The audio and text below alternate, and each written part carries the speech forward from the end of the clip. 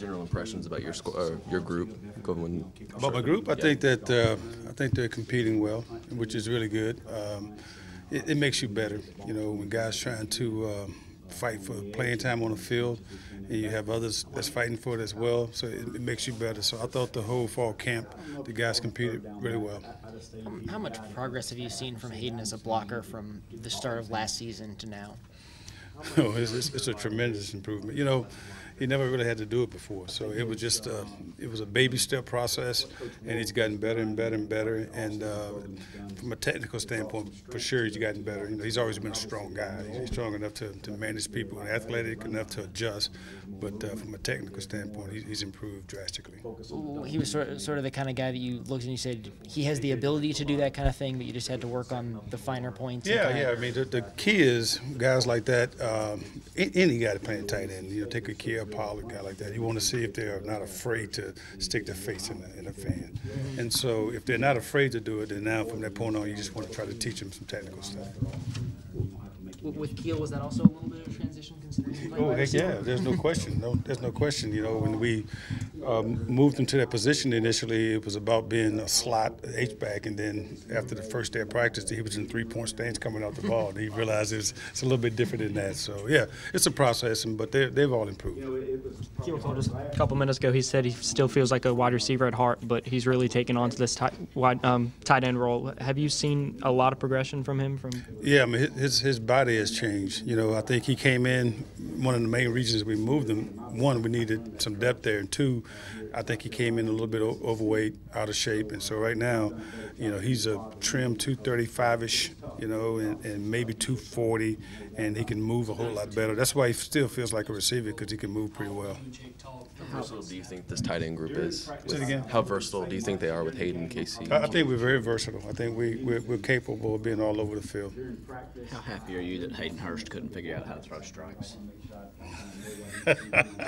It's been beneficial for South Carolina, to be honest with you. And so the first day I walked into this building, he's one of the first guys I met, and I think he played more wide out last year. And so we just kind of talked about playing tight end, and he was all in. So yeah, I'm excited. I mean, don't get me wrong, I wish he was able to do that. I know he does as well. I mean, if I had to do it all over again, I'll play baseball and wouldn't play football myself. You a baseball guy too? I thought I was. So do you guys talk about that? No, we don't talk about it. No. Does he talk baseball? Does he talk bus rides or baseball? Or no, every now and then we have conversations in the room that's sort of off track, and that may be one of them. So. You had a pretty deep tight end stable when you were at Missouri. How does this group compare? I actually coached the receivers there. Yeah. It's very similar. I mean, you got guys that are capable of doing a lot of different things on the field, and they can play inside or outside, which is it's crucial for a play caller, so he can put guys in position to make plays. Could you see a lot more in the slot as far as the flexing out and then having the wings like you guys saw on Monday? We will. I mean, just based on game plan, based on what we think the opponent's going to allow us to do.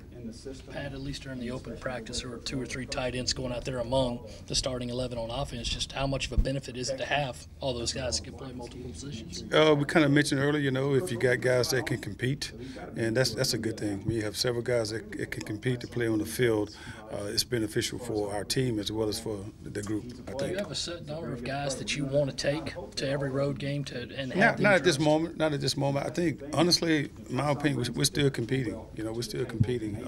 Hayden, of course, is that first guy, and after that, we're competing for the rest of the playing time. When you guys are scripting practice, when preparing for an opponent, is it less physical and more focused on the mental, or do you guys still keep up with the physicality? It's going to be both. It's going to be both. It's kind of a conversation we had today. We got to make sure when we practice it remains physical, because that's the only way you're going to be a physical team. You got to do it every day. Right. Is it a fine line to toe of trying to get guys ready for a game and also trying to make sure that they're physically tough enough to go play? It's always a fine line. I mean, you don't want to get anyone hurt, but at the same time, if you practice a certain way, then you'll be okay. You just got to do it all the time. Be consistent how you practice.